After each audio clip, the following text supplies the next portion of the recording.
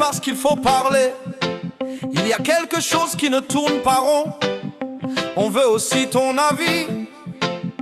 Alors écoutez, on dit que le panafricanisme, c'est l'union de nos gens, le lien sacré entre nos terres, la solidarité des vivants. On dit que c'est un cri du cœur, un combat pour tous, un chemin pour reconstruire ce qu'on nous a pris, ce qu'on a perdu.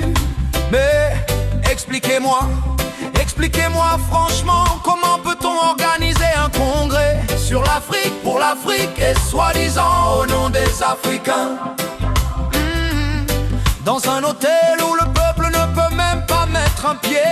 Comment parler des souffrances des masses sans les masses? Comment parler du quotidien des rues depuis des salons en marbre?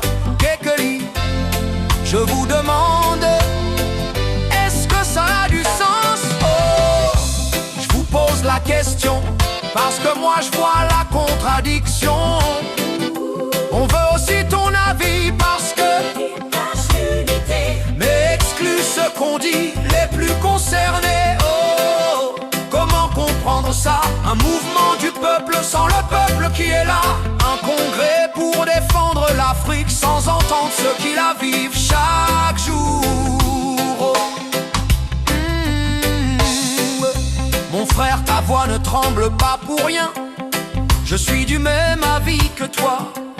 Ce que tu dis, beaucoup le pensent, mais n'osent pas le dire en plein. Oui, il y a une déconnexion, oui, il y a une distance entre les discours qu'on affiche et la réalité qu'on évite. Parfois les intellectuels s'enferment dans leur salle climatisée, persuadés qu'ils savent mieux comment guider ceux qui n'ont pas leur diplôme. Mais un panafricanisme qui ne descend pas dans la rue, qui ne s'assoit pas avec les vendeuses de marché, qui n'écoute pas les cultivateurs, les jeunes diplômés sans travail, ce n'est qu'une théorie sans âme. Et je le dis clairement, un congrès dans un hôtel UP envoie un message qui blesse, ça dit: ceci est une affaire d'élite, ce n'est pas pour vous.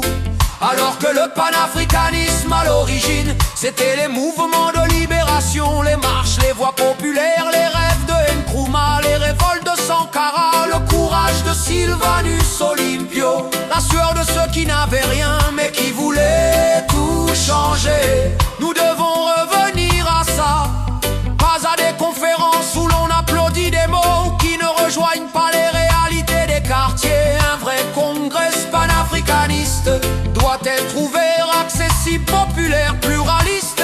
Il doit entendre les colères, les douleurs, les ambitions, les idées de ceux qui vivent l'Afrique à main nue. Si on parle d'unité, qu'on la vive. Si on parle d'identité, qu'on la partage. si on parle de solidarité, qu'on la prouve pas, pas dans les salons dorés, mais dans la vraie vie. Tu as raison d'interroger, car un mouvement qui exclut ne pourra jamais nous libérer. Oh, le chemin doit changer. Le panafricanisme est un combat du peuple, et il doit commencer avec le peuple, pour le peuple, parmi le peuple.